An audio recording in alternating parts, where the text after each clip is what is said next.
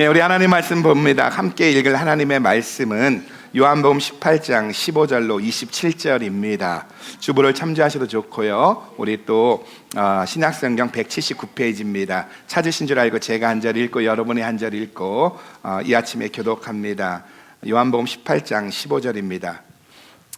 시몬 베드로와 또 다른 제자 하나가 예수를 따르니 이 제자는 대제사장과 아는 사람이라 예수와 함께 대제사장 집들에 들어가고 16절 시작. 베드로는 문 밖에 섰는지라 대제사장과 아는 그 다른 제자가 나가서 문 지키는 여자에게 말하여 베드로를 데리고 들어왔더니 문 지키는 여종이 베드로에게 말하되 너도 이 사람의 제자 중 하나가 아니냐 하니 그가 말하되 나는 아니라 하고 그때가 추운 고로 종과 하석들이 숯불을 피우고 서서 쬐니 베드로도 함께 서서 쬐더라. 대제사장이 예수에게 그의 제자들과 그의 교훈에 대하여 물으니 예수께서 대답하시되 내가 드러내어 놓고 세상에 말하였노라. 모든 유대인들의 모이는 회당과 성전에서 항상 가르쳤고 은밀히는 아무것도 말하지 아니하였거늘 어찌하여 내게 묻느냐 내가 무슨 말을 하였는지 들을 자들에게 물어보라. 저희가 나의 하던 말을 아느니라.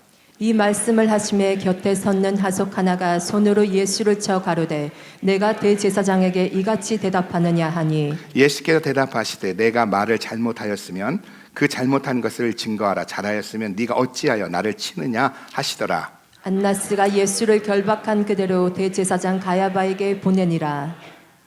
시몬 베드로가 서서 불을 쬐더니 사람들이 묻되 너도 그 제자 중 하나가 아니냐. 베드로가 부인하여 가로되 나는 아니라 하니 대제사장의 종 하나는 베드로에게 귀를 베어 버리온 사람의 일가라. 가로되 내가 그 사람과 함께 동산에 있던 것을 내가 보지 아니하였느냐. 같이 읽습니다. 이에 베드로가 또 부인하니 곧 닭이 울더라. 아멘.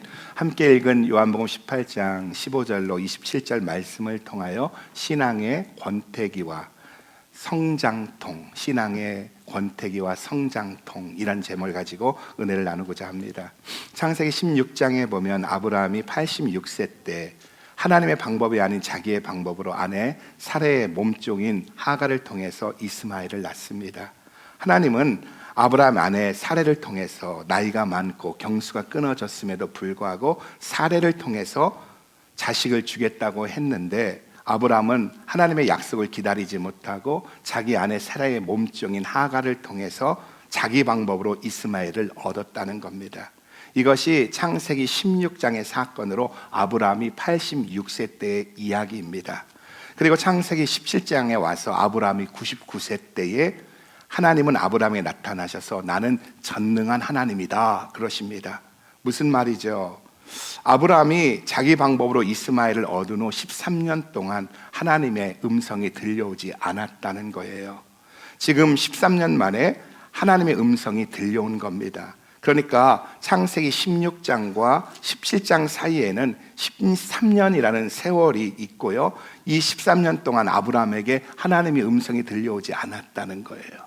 그리고 17장에 와서 13년 만에 하나님의 음성이 들려옵니다. 나는 전능한 하나님이다. 여러분, 그래서 이 16장과 17장 사이를 가리켜서 아브라함에게 있어서 신앙의 공백기다 이렇게 이야기합니다. 여러분, 신앙생활하면서 가장 힘든 때가 언제인지 아세요?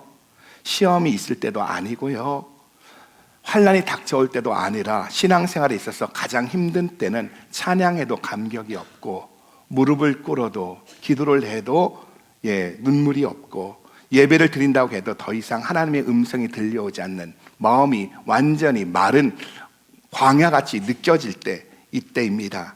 이것을 가리켜서 신앙의 권태기라고 합니다. 여러분, 신앙의 권태기에 빠지면은요 기계적으로 교회에 옵니다. 습관적으로 기도하고요, 직분 때문에, 맡은 일 때문에 예배에 참석한다는 거예요. 어쩔 수 없이 자리를 지킨다는 겁니다. 그러나 문제는 하나님의 감동이 없다는 거예요. 그러니까 신앙생활하면서 가장 큰 어려움은 바로 이 신앙의 권태기에 빠졌을 때라는 겁니다.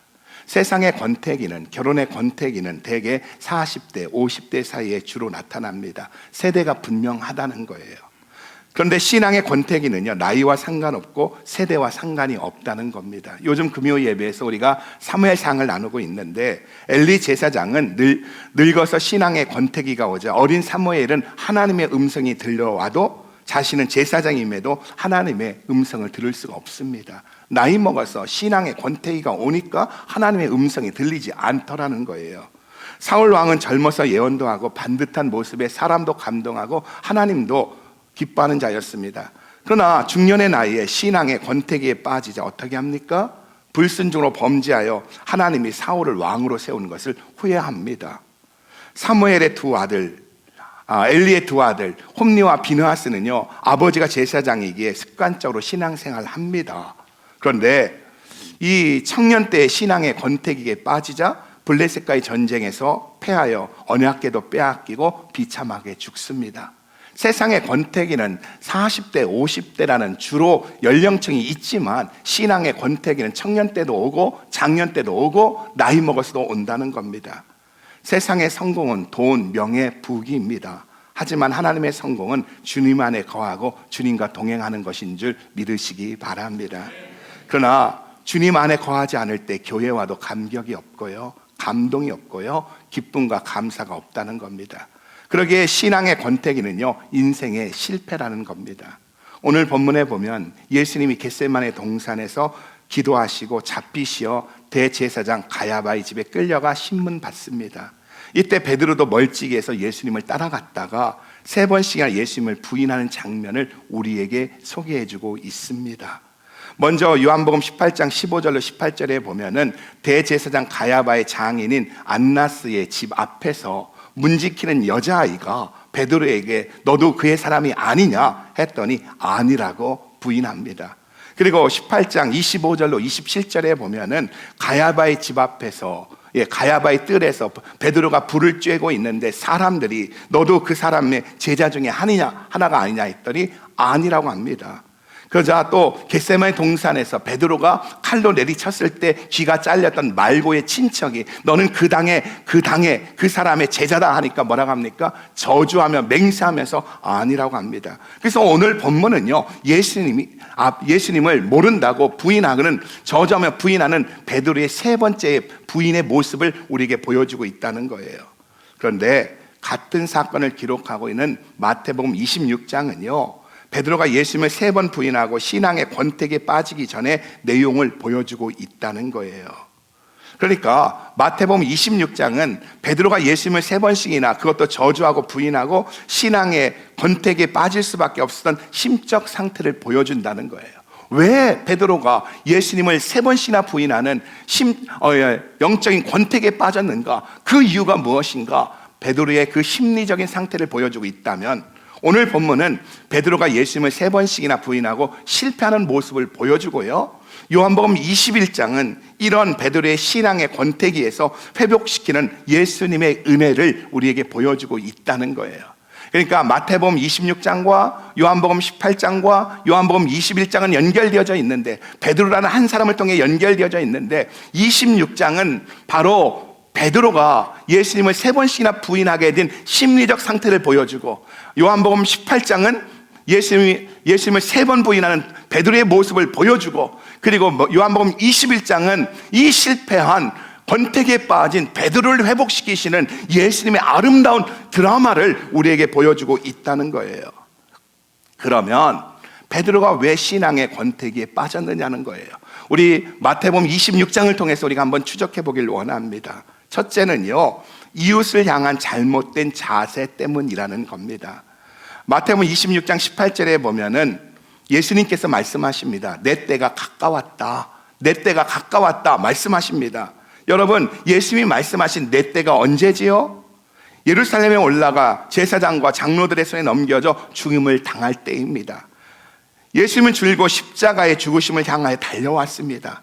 그래서 베드로가 신앙 고백을 할 때에도, 그리고 간질병자를 고쳤을 때에도, 그리고 사람들이 종려 나무 가지를 흔들며 호산나 할 때도 줄곧 했던 말은 무엇입니까? 나는 예루살렘에 올라가 장로들의 손에 죽고 죽은 지 사흘 만에 부활할 것이다. 예수님은 십자가의 죽음을 향하여 달려왔습니다. 이제 내일이면요, 대제사장과 장로들에게 붙잡혀 죽게 됩니다. 그래서 내 때가 가까웠다고 말씀하는 거예요. 내일이면 죽습니다. 예수님이 죽으십니다. 이제 예수님이 떠나십니다. 이때 제자들에게 필요한 자세가 무엇이죠? 하나됨이고 공동체 의식입니다.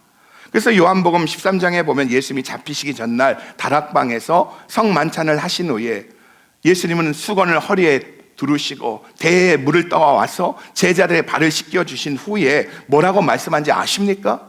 내일 떠나시는 예수님이 제자들의 발을 씻겨주면서 하신 말씀이 뭔지 아세요? 요한복음 13장 14절로 15절입니다. 같이 읽어봅니다. 시작. 내가 주와 또는 선생이 되어 너희 발을 씻겼으니 너희도 서로 발을 씻기는 것이 옳으니라. 내가 너희에게 행한 것 같이 너희도 행하게 하려 하여 본을 보였노라. 예, 서로의 발을 씻어주라. 하나가 되라는 거예요. 그리고 제자들을 위하여 중보기도해 주시면서 마지막에 그 사역의 모든 것을 정리하며 기도하면서 어떤 기도합니까? 우리가 하나이듯이, 아버지 우리가 하나이듯이, 성부 성자 성령 하나님이 하나이듯이 저들도 하나가 되게 달라고 기도하셨다는 거예요. 주님의 기도는 하나됨이었고 주님이 마지막 행하셨던 것은 제자들의 발을 씻겨주며 서로의 발을 씻겨주면서 하나가 되라는 거예요. 그런데 지금 베드로에게 있는 자세가 무엇이라고요? 주님은 이제 내 때가 되어졌다 떠난다 하면서 하나가 되라고 하는데 베드로의 의식 속에 흐르는 의식은 뭐라고요? 우리 마태복음 26장 13절입니다. 같이 한번 26장 13절 안 줬나요? 33절. 예. 시작. 베드로가 대답하여 가로되 다 주를 버릴지라도 나는 언제든지 버리지 않겠나이다. 예, 더 주를 버릴지라도 언제든지 저는 버리지 않겠습니다. 나는 버리지 않겠습니다. 무슨 말이죠? 나는 다르다는 거예요. 나는 다른 제자들보다 낫다는 거예요. 이 베드로의 말 속에는 무서운 비교의식과 경쟁의식이 있다는 겁니다. 여러분, 지금 예수님이 떠나십니다. 이 밤만 지나면 예수님은 십자가에서 모든 인류의 죄를 짊어지시고 죽으십니다. 예수님이 떠나신다는 사실 앞에 베드로는 어떻게 해야 하죠? 예수님을 바라봐야 합니다. 예수님의 마음에 집중해야 해요. 그런데 지금 베드로는 누구를 바라보고 있다고요? 제자들입니다. 나는 너희와 다르다는, 나는 너희보다 낫다는 경쟁의식으로 다른 제자들을 바라보고 있다는 거예요. 바로 이 경쟁의식이 베드로로 하여금 예수님을 3번씩 부인하는 신앙의 실패를 가져왔다는 겁니다. 여러분, 우리가 봉사하면서 우리 봉사 생활이 추하게 되는 이유가 뭔지 아세요? 그것은 교회에서 서로가 서로를 경쟁 대상으로 보고 봉사하기 때문이라는 겁니다. 봉사가, 섬김이 감사가 아닌 경쟁으로 시작할 때 우리의 봉사가 추해진다는 거예요. 그래서 김치는 내가 너보다 잘 담는다. 그래서 어떤 권사님 김치 담으면 들으면서 아짜! 찬양하면서 내가 너보다 찬양 잘한다. 하나님이 아니라 사람들에게 나를 드러내려고 찬양합니다. 여러분, 우리의 봉사와 우리의 섬김이 비참해지는 이유는요, 경쟁으로 시작할 때 그렇게 되어진다는 겁니다. 그러면 우리 속에 있는 이 경쟁의식인 시기와 질투의 근원이 무엇이라고 성경은 말씀하고 있는지 아세요? 같이 한번 야고보서 3장 14절 15절 읽어봅니다. 시작. 그러나 너희 마음속에 독한 시기와 다툼이 있으면 자랑하지 말라. 진리를 거스려 거짓하지 말라. 이러한 지혜는 위로부터 내려온 것이 아니요 세상적이요 정욕적이요 마귀적이니. 예, 여러분, 내 속에 흐르는 이 경쟁의식과 시기는 내가 태어날 때부터 나의 그 속에 있는 것이 아니라 성경은 분명히 말합니다. 내 속에 흐르는 이 경쟁의식과 시기의식은 바로 원수 마귀가 심어준 거라는 거예요. 다시 말합니다. 우리의 신앙생활 가운데 서로가 질투하고 시기하는 것은 바로 사단의 악한 영성이 우리를 지배하고 있기 때문이라는 거예요. 자, 우리 옆 사람 눈 보고 인사합니다. 시기 질투는 마귀가 준 겁니다. 시작. 여러분, 그러기에 성숙한 신앙이 뭔지 아세요? 나보다 더 연약한 처지에 있는 사람들이 주님께 사랑받는 것을 마음을 다해서 기뻐하고 칭찬해 주는 것, 이것이 성숙한 신앙인 줄 믿으시기 바랍니다. 지난 임직식 때 우리 안태선 목사님이 왔습니다. 안태선 목사님 저와 동갑이에요. 근데 세상에서 사업하다 늦게 부름을 받고 40이 넘어서 목사 안수를 받았습니다. 그런데 첫 부임지가 저 애리조나 시에라비스타라는 아주 시골입니다. 정말 한인이 200명도 안 되는 작은 도시에서 목회하고 있습니다. 그리고 그곳에 목회하면서 영적 승리를 가져오기 위해서 그 목사님이 너무나 고군분투하는 거예요. 저녁에도 매일 사모님하고 또 마음이 맞는 성도님들하고 3시간씩 기도하고 또 아침에도 2시간씩 기도하고 하루에 5시간 이상씩 기도하면서 시에라 비스타의 부흥을 위해서 기도하고 있는 목사님입니다. 목사님을 제가 오라고 했어요. 임직식에 오라고 했어요. 제가 다른 건 아니라 우리 교회에서 말씀도 나누면서 목사님에게 좀 회복과 힘을 좀 얻었으면 좋겠다 해서 오라고 한 겁니다. 그래서 우리 교회 와서 이틀간 저녁에 부흥 집회를 인도했어요. 그런데 하고 나니까 너무 잘하는 거예요. 성도님들이 여기저기서 은혜 받았다고 하는 거예요. 좋다고 하는 거예요. 근데 막 사람들이 성도님 은혜 받았다, 좋다 하는데 한쪽에서 내 친구가 이렇게 잘한다 생각하니까 좋은 마음이 되는 한쪽에 싸한 마음이 드는 거예요. 이건 뭐지? 하는 생각이 드는 거예요. 네. 그래서 제가 그랬어요. 이 마음의 근원을 알겠구나 하는 생각이 들어요. 시기구나, 질투구나. 그래서 끝나고 난 다음에 우리 안태서 목사님 꼭 끌어안아주면서 목사님 수고 많았다, 은혜 많이 받았다고 그렇게 하고 난 다음에 제가 우리 교단에 있는 모든 목사님들에게, 아는 목사님들에게 전화를 하고 이야기를 통해서 안태선 목사님 그 시에라 비스타에서 매일 5시간 기도하면서 그 속에 놀라운 하나님의 메시지가 있다고, 안태선 목사님 모시고 부흥이 하라고. 그래서 이번에도 총회에서 가능하면 안태선 목사님의 기회를 좀 드려보고 싶다 하는 생각이 듭니다. 여러분, 성숙한 신앙이란 다른 지체들이 주님께 사랑받는 것을 마음을 다해서 기뻐해주고 칭찬해주는 것이란 사실 앞에서 성숙한 신앙인이 되시기를 주의 이름으로 축복합니다. 그리고 이런 성숙한 신앙이 뭉쳐질 때 함대가, 교회가, 우리 공동체가 아름다워지고 이 땅에 하나님 나라가 확장된다는 사실을 믿으시기 바랍니다. 두 번째로, 베드로가 왜 신앙의 권태기에 빠졌다고요? 하나님을 향한 그릇된 자세 때문이라는 거예요. 예수님은 예루살렘에 올라가 제사장들과 바리새인들의 손에 넘겨 죽게 되고 너희들은 다 흩어진다 말씀하자 베드로가 뭐라고 말합니까? 다시 한번 읽어볼까요? 마태복음 26장 33절에 보면 다시 한번 읽어봅니다. 시작. 베드로가 대답하여 가로되 다 주를 버릴지라도 나는 언제든지 버리지 않겠나이다. 다 주를 버릴지라도 나는 언제든지 버리지 않겠나이다. 여러분, 베드로가 왜 이렇게 말한지 아세요? 베드로는요, 예수님이 죽지 않는다고 생각했기 때문입니다. 베드로는 예수님께서 자기 장모의 그 중풍병을 고치는 것도 보았고, 죽은 지 나흘이 된 나사로를 살리는 것도 보았고, 떡 5덩어리와 물고기 2마리로 5,000명을 살리는 것도 보았습니다. 그러기에 예수님은 절대로 죽지 않는다고 생각했던 거예요. 예수님이 죽는다 할 때에도 자기가 경험한 것을 보았을 때 죽은 자를 살리고 떡 5덩어리와 물고기 2마리로 5,000명을 살리신 그분은 죽지 않는다고 생각한 겁니다. 다시 말해 베드로는요, 자기의 경험과 자기의 체험의 시야로만 예수님을 바라보았기 때문에 예수님이 죽지 않을 거라고 외쳤던 겁니다. 그래서 다 주를 버릴지라도 나는 어떤 상황에서도 주를 버리지 않겠느라고 큰 소리 쳤던 겁니다. 이와 같이 베드로의 신앙의 권태기는요, 자기 경험과 체험을 말씀 위에 놓았을 때, 자기 체험과 토대로 하나님의 말씀을 받으려고 했을 때 생겼다는 거예요.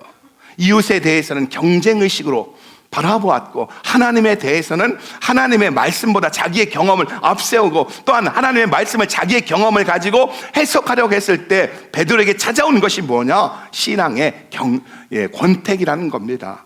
여러분, 우리가 신앙생활 하면서 실망하는 이유가 뭔지 아세요? 요즘은 교회에 1년만 나오면, 아니 6개월만 나오면 다 비판의식이 생긴다고 합니다. 요즘은 더 빠른 것 같아요. 4개월만 되고 3개월만 되면 벌써 비판하기 시작합니다. 교회 1년 나오고요, 6개월 나오면 자기 시선으로, 그동안 자기가 느낀 시선으로 바라보았기 때문에 그렇습니다. 그리고 자기 시선과 다른 모든 것을 거부한다는 거예요. 이때부터 병들기 시작한다는 거예요.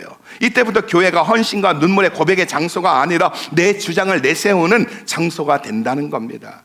열왕기하 5장에 보면은요, 나만 장군의 이야기가 나옵니다. 나만 장군은 그 당시 가장 부강한 아람 나라의 군대 장관입니다. 왕의 신임을 받던 자로 나라가 위태로울 때 나라를 그 위태로움에서 건져낸 구국공신입니다. 그러니까요, 나만 장군은요, 그 당시에 가장 강대국의 군대 장관으로서 나라를 구해낸 구국공신입니다. 왕이 절대적으로 신임하는 사람입니다. 이런 화려한 이력사에도 불구하고 나만 장군에게는 약점이 있었다는 거예요. 그 약점이 뭔지 아십니까? 문둥병에 걸렸다는 겁니다. 그리고 이 문둥병이라는 약점은 사소한 약점이 아니라 이 사람을 근본적으로 무너뜨릴 치명적인 결함이라는 겁니다. 그런데 여종을 통해서 들으니까 이스라엘에 엘리사라는 선지자가 있는데 이 엘리사 선지자를 찾아가면 나을 수 있다는 거예요. 그래서 문둥병을 고치기 위해서 엘리사를 찾아갑니다. 아람 왕의 친서를 들고, 그 당시에 가장 막강한 나라의 왕의 친서를 들고 많은 물질을 가지고 은 10달란트와 금 6,000개와 그리고 많은 의복을 황금빛 마차에 가득 싣고 많은 군대를 이끌고 병기를 거느리고 엘리사를 찾아갑니다. 그런데 엘리사는요, 나아만이 온다는 소식을 듣고 어떻게 한지 아세요? 나와보지도 않는 거예요. 그리고 종을 시켜서 네 몸을 요단강 7번 씻으라, 그래야만 네 살이 깨끗해지리라고 말만 전해주는 겁니다. 이 말을 들은 나아만이 어때요? 화가 납니다. 폭발합니다. 노아에 이렇게 말합니다. 내 생각에는 내가 오면 엘리사가 뛰어나와 영접할 줄 알았는데, 적어도 나 같은 사람이 오는데 뛰어나와서 영접할 줄 알았는데, 내 생각에는 엘리사가 뛰어나와 여호와 이름으로 내 상처 위에 당처 위에 손을 얹고 기도해 줄 줄 알았는데 나오지도 않았다는 거예요. 그것도 우리나라 모든 강보다, 다메섹 강보다 더 더러운 요단강 7번 씻으라고 하면서 분노했다는 겁니다. 여러분, 나아만이 여기에 왜 왔죠? 왜 엘리사를 찾아왔죠? 병 고치러 왔습니다. 나아만은 지금 누구의 방법을 찾아온 겁니까? 엘리사의 방법, 하나님의 방법을 찾아왔다는 거예요. 근데 지금 누구의 방법을 고집하고 있다고요? 자기의 생각과 자기의 방법을 고집하고 있다는 거예요.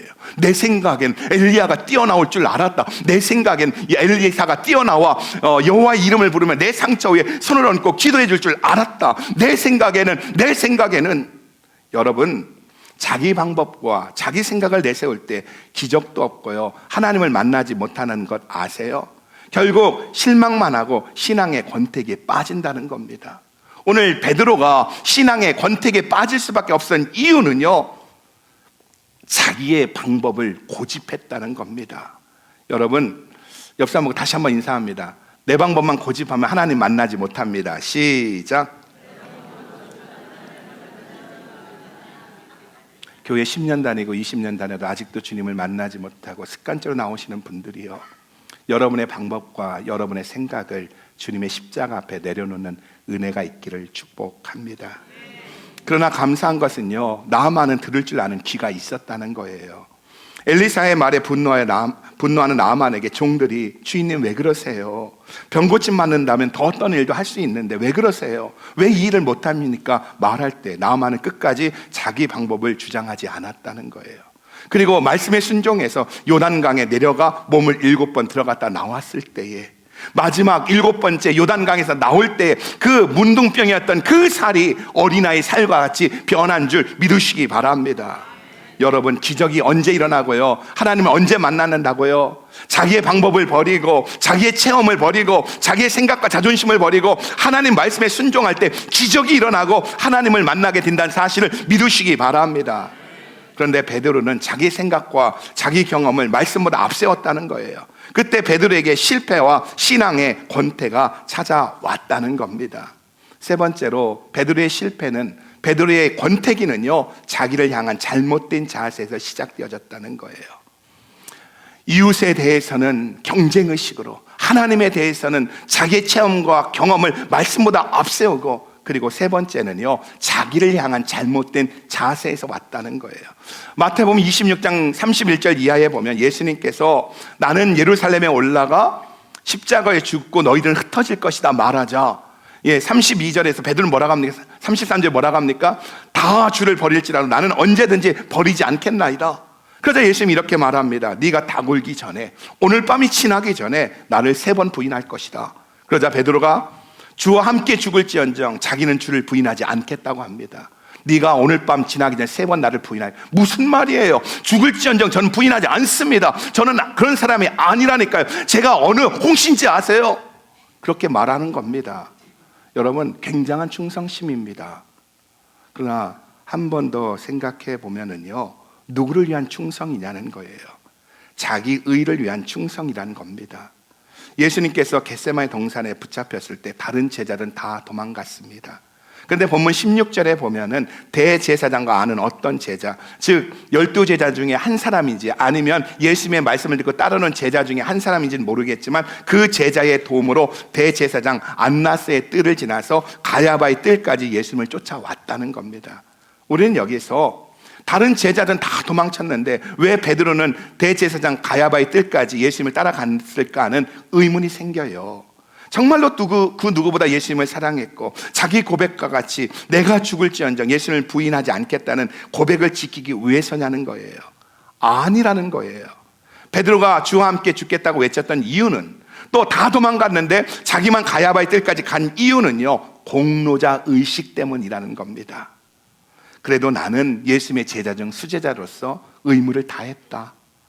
그렇게 예수님을 사랑한던 요한도 야고보도 도망쳤고 누가는 혼립을 쓰고 도망갔지만 나는 적어도 가야바의 뜰까지 갔다는 생각, 바로 자기를 드러내려는 공로자 의식이 베드로로 가야바 뜰까지 가게 했고, 이 공로자 의식 때문에 베드로는 신앙의 권태기를 맞이했다는 겁니다. 여러분, 교회 생활하면서 낙심하게 되는 이유 중 하나가 바로 공로자 의식 때문이라는 것 아세요? 그런데 주님은 뭐라고 말씀한 줄 아십니까? 네 오른손이 하는 것을 왼손이 모르게 해라. 이 말씀을 어떤 신학자는 이렇게 이야기합니다. 네가 무엇을 했든지 그것을 다 잊어버려라.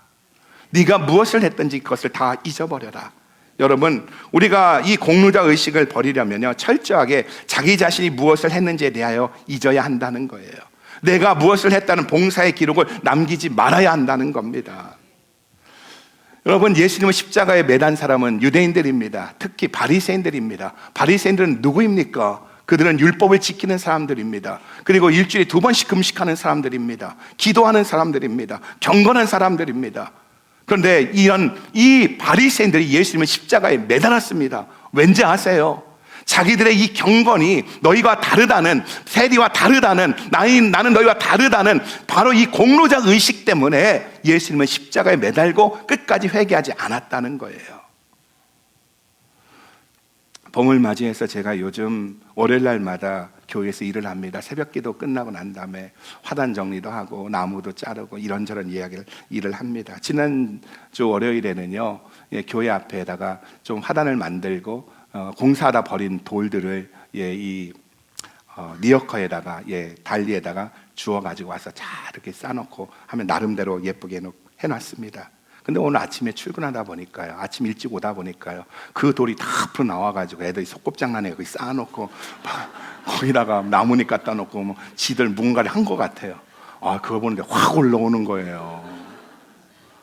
지난 일주일 월요일 날 내가 땀을 뻘뻘 흘리며 해놓은 애들은 해놓은 걸 갖다가 다 그렇게 해놓은 거예요.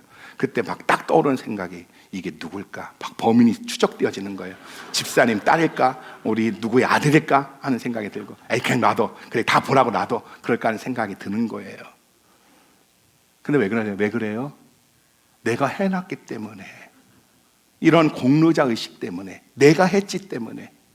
근데 한 번 더 생각하니까 애들이 이렇게 놀 수 있다는 건 얼마나 감사한 건가. 애들을 이렇게 놀 수 있다는 건 너무 감사한 일이다 해서 내가 다시 앉아서 다시 아침에 또 다 해놓고 들어왔습니다.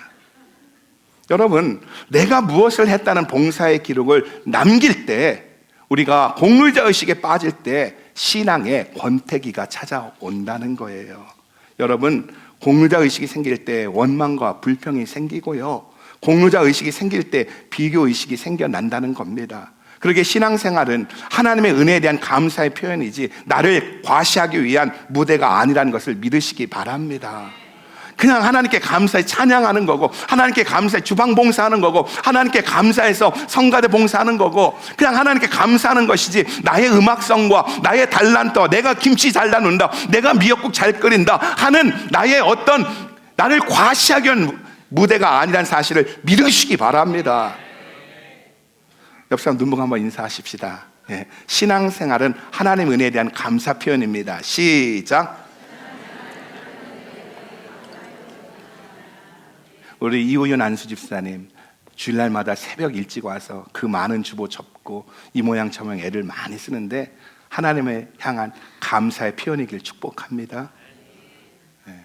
접다가 나만 왜 이러지 그런 생각 하시면 안 돼요. 아멘. 이와 같이 베드로가 예수님을 3번씩이나 부인하는 실패에 신앙의 권태기에 빠진 이유는요, 다른 사람에 대해서는 경쟁의식으로 하나님에 대한 불신앙, 즉 하나님의 말씀보다 자기의 경험과 체험을 신뢰했기 때문이고요, 자기 자신에 대해서는 공로자의식에 빠졌기 때문에 신앙의 권태기가 왔다는 겁니다. 그러면 이런 신앙의 권태기에 빠진 베드로에게 찾아온 것이 무엇인지 아세요? 도피입니다. 도망입니다. 이 이야기가 요한복음 21장의 이야기입니다. 우리 요한복음 21장 3절입니다. 같이 한번 읽어봅니다. 시작. 시몬 베드로가 나는 물고기 잡으러 가노라 하매 저희가 우리도 함께 가겠다 하고 나가서 배에 올랐으나 이 밤에 아무것도 잡지 못하였더니. 여러분, 신앙의 권태기에 빠지자 이 실패 현장에서 떠나 옛날처럼 고기 잡겠다고 갈릴리 바다로 갔다는 거예요. 다 내려놓고 고기나 잡으며 살겠다는 거예요.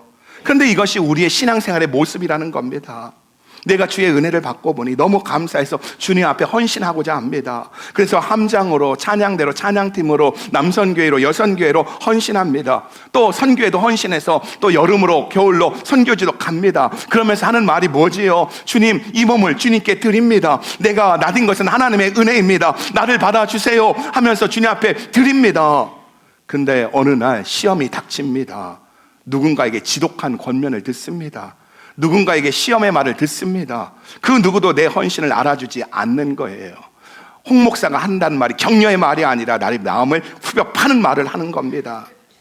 이때 우리의 행동이 어떻게 나타나느냐는 거예요. 관두자, 집어치우자. 내가 뭐 주일 한다고 밥이 나오냐, 떡이 나오냐, 돈이 나오냐. 교회가 여기뿐이냐. 휴선에 한인교회가 50개가 넘는다. 나를 권사시켜준다는 교회도 있다. 그러면서 주여 하신 분들은 요주의 인물들입니다. 그러면서 교회 나오지 않는다는 거예요. 근데 이것이 베드로의 모습이라는 거예요. 나는 고기 잡으러 간다고 하는 베드로의 모습이라는 거예요. 근데 문제가 뭔지 아세요? 요한복음 21장 3절에 보면은 베드로가 실패 속에서 과거의 삶으로 돌아갔습니다. 실패 속에서 실패를 피한 거예요. 근데 문제는 밤이 맞도록 그물을 던졌으나 고기를 잡지 못했다는 거예요. 우리 3절 다시 한번 읽어봅니다. 21장 3절 시작. 시몬 베드로가 나는 물고기 잡으러 가노라 하매 저희가 우리도 함께 가겠다 하고 나가서 배에 올랐으나 이 밤에 아무것도 잡지 못하였더니. 밤이 맞도록 아무것도 잡지 못했더라. 여러분, 이와 같이 신앙의 실패는 인생의 실패와 연결되어진다는 거예요. 까짓거 헌신 안 하면 되지, 교회 안 나오면 되지 하고 헌신 안 하고 교회 안 나온다고 해서 문제가 해결되지 않는다는 거예요. 실패를 피해서 문제가 해결된다면 피해야지요. 그러나 오늘 본문을 통해서 배우는 한 가지는 신앙의 실패는 인생의 실패로 연결되어진다는 겁니다. 그래서 신앙의 실패에서, 신앙의 권태기에서 우리는 회복되어야 한다는 거예요. 그래서 요한복음 21장 4절부터는요, 주님께서 베드로를 회복시키는 역사를, 드라마를 우리에게 소개시켜주고 있다는 겁니다. 도망쳐서 밤이 맞도록 그물을 던졌으나 물고기 한 마리 잡지 못한 베드로에게 부활하신 주님이 찾아오십니다. 그리고 베드로를 부릅니다. 예수님의 부름 앞에 베드로가 나가보니까 주님의 발 앞에 뭐가 있습니까? 숯불이 타고 있더라는 거예요. 우리 요한복음 21장 9절입니다. 같이 읽어봅니다. 시작. 육지에 올라보니 숯불이 있는데 그 위에 생선이 놓였고 떡도 있더라. 여러분, 예수님이 불러서 육지에 오르니 예수님이 계시고 예수님의 발 앞에서 숯불이 타고 있더라는 거예요. 여러분, 베드로가 이 숯불을 바라보는 순간 무슨 생각이 났겠어요? 옛 기억이 떠오릅니다. 기억하고 싶지 않은 실패의 현장이 떠오릅니다. 여자 앞에서 예수님을 3번 부인했던 안나스의 뜰과 가야바의 뜰이 생각이 나는 거예요. 베드로가 예수님을 부인했을 때 거기에도 숯불이 있는 겁니다. 안나스의 뜰 앞에서, 여종 앞에서 예수님을 모른다고 했을 때 요한복음 18장 18절에 보면 거기에도 숯불이 있었고, 가야바의 뜰에서 예수님을 저주하며 부인했을 때도 거기에 보면 요한복음 18장 25절에 보면 숯불이 있었더라는 거예요. 여러분, 베드로가 숯불을 보니까 심정이 어떻겠어요? 부끄러워요. 죄송해요. 그런데 예수님은 베드로를 보고 뭐라고 말씀하신지 아세요? 요한복음 21장 12절입니다. 같이 읽어봅니다. 시작. 예수께서 가라사대에 와서 조반을 먹으라 하시니 제자들이 주신 줄 아는 고로 당신이 누구냐 감히 묻는 자가 없더라. 숯불을 보는 순간 실패 현장이 생각나서 부끄럽고 도망치고 싶은데 예수님은 뭐라고 말씀하는지 아세요? 밥 먹자. 조반 먹자. 베드로는 차라리 예수님께 달려들어 멱살로 잡고요. 베드로야, 네가 그럴 수 있어. 네가 그래도 수제자야? 너 그럴 줄 몰랐다. 이 배신자 하면서 딱이라도 한 대 맞으면 시원할 것 같은데, 밥 먹자, 아침 먹자 하니까 베드로의 가슴이 터질 것만 같습니다. 그리고 식사가 끝나자 예수님은 베드로에게 뭐라고 말씀한지 아십니까? 21장 15절입니다. 같이 읽어봅니다. 시작. 저희가 조반 먹은 후에 예수께서 시몬 베드로에게 이르시되 요한의 아들 시몬아 내가 이 사람들보다 나를 더 사랑하느냐 하시니 가로되 주여 그러하외다. 내가 주를 사랑하는 줄 주께서 아시나이다. 가라사대 내 어린 양을 먹이라 하시고. 숯불을 보는 순간 실패 현장이 생각나서 부끄러운 베드로에게 밥 먹자 하신 후에 밥 먹고 난 다음에 하신 말씀이 뭐라고요? 네가 나를 사랑하느냐? 네가 다른 사람들보다 나를 더 사랑하느냐? 그것도 몇 번 물어보았다고요? 3번 물어봅니다. 15절, 16절, 17절에 보면 3번씩이나 물었다는 거예요. 여러분, 베드로는 3번의 물음에 또다시 실패 현장을 생각하지 않을 수가 없다는 거예요. 왜요? 베드로가 몇 번을 부인했기 때문에요? 가야바의 뜰에서 예수님을 3번씩이나 부인했기 때문에. 네가 나를 사랑하냐는 말씀을 들은 베드로는요, 그 자리에서 눈물을 흘리지 않을 수가 없는 거예요. 아, 내 실패 현장에 예수님이 계셨구나. 아무도 모른다고 생각했는데, 아무도 알지 못한다고 생각했는데, 나의 이 실패 현장에 주님은 계셨구나. 그래서 숯불을 준비하고 나에게 3번씩이나 묻고 있구나. 신앙의 권태기에서 나는 혼자라고 생각했는데 주님은 알고 계셨구나. 베드로는 예수님이 자신의 실패와 아픔을 아신다는 사실 앞에 내가 주를 사랑하는 줄 주께서 아시나이다. 내가 주를 사랑하는 줄 주께서 아시나이다. 눈물로 대답합니다. 눈물로 대답하는 이 베드로의 대답을 듣고 주님은 뭐라고 말씀하신지 아세요? 내 양을 먹이라. 여러분, 맨 처음 베드로가 주님을 따라 나서겠다고 결단했을 때 주께서 하신 말씀이 뭐죠? 마태복음 4장 19절에 보면 너는 나를 따르라. 내가 너로 사람을 낚는 어부가 되게 하리라. 복음 증거입니다. 전도의 사명이라는 거예요. 그래서 베드로는요, 사람을 낚고 사람을 새롭게 변화시키는 일을 했다는 거예요. 그렇게 열심히 하다가 사람들에게 경쟁의식을 갖고 하나님에게는 말씀보다 자기의 체험을 앞세우고 그리고 자기 속에 공로자의식이 꽉 차버리는 어느 날 권태기에 빠졌다는 거예요. 그런데 지금 이 실패 현장에서 사랑을 확인시켜 주시고 실패를 극복시킨 후에 주님이 하신 말씀이 뭐라고요? 내 양을 먹이라입니다. 이것은 전도 이상입니다. 양육입니다. 전도와 양육입니다. 이 일을 더 맡기신 거예요.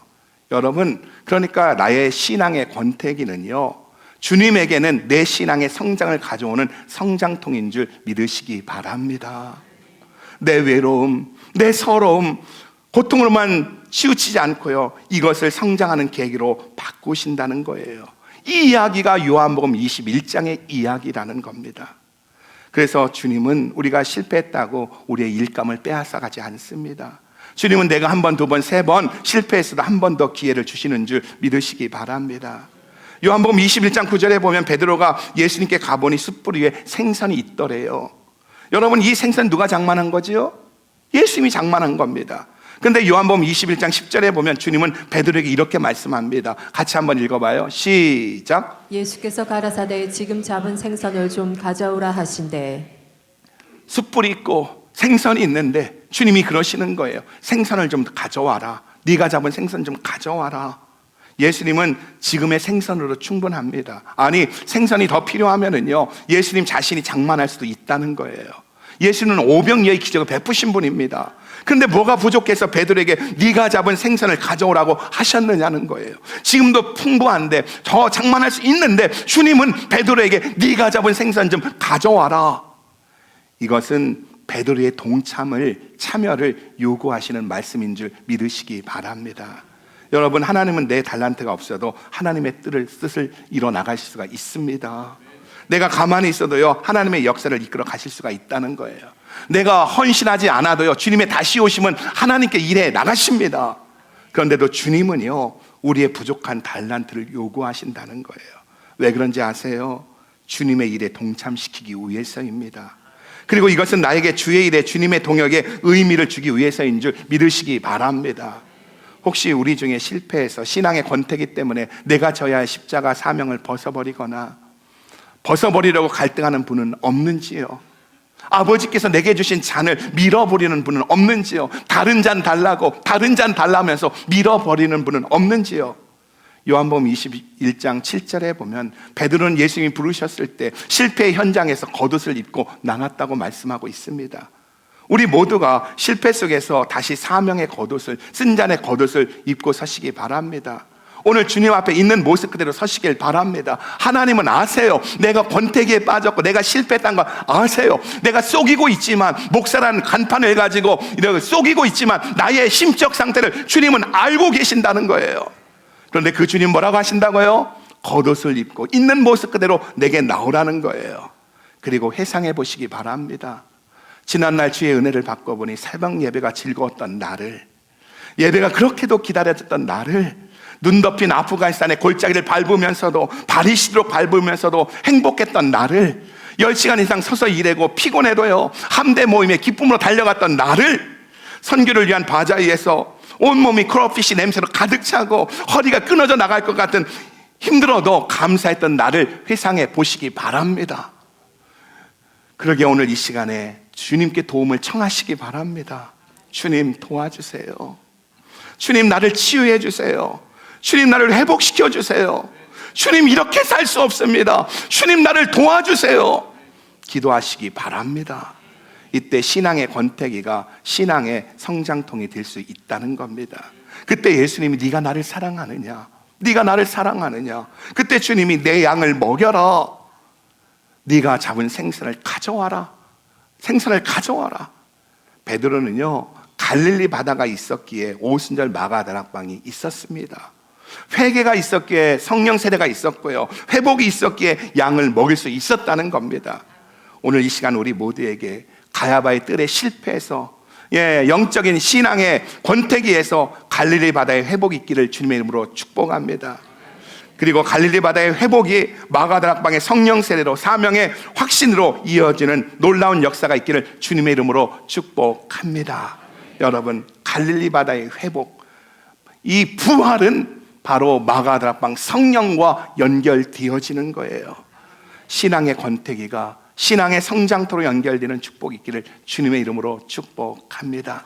여러분, 사순절 기간입니다. 고난주간입니다. 여러분, 사순절에라고 해서 우리가 이것저것 금식도 하고 다 중요하지만 정말 중요한 것은요, 주님 앞에 주님 없이는 못 삽니다 고백하며 주님으로부터 네가 나를 사랑하느냐, 네 잡은 생선을 가져와라, 내 양을 먹이라는 주님의 음성을 듣는 진짜 사순절 기간이 되기를 주의 이름으로 축복합니다. 저와 여러분의 신앙의 권태기는 신앙의 성장통으로 변화될 것입니다. 기도하겠습니다.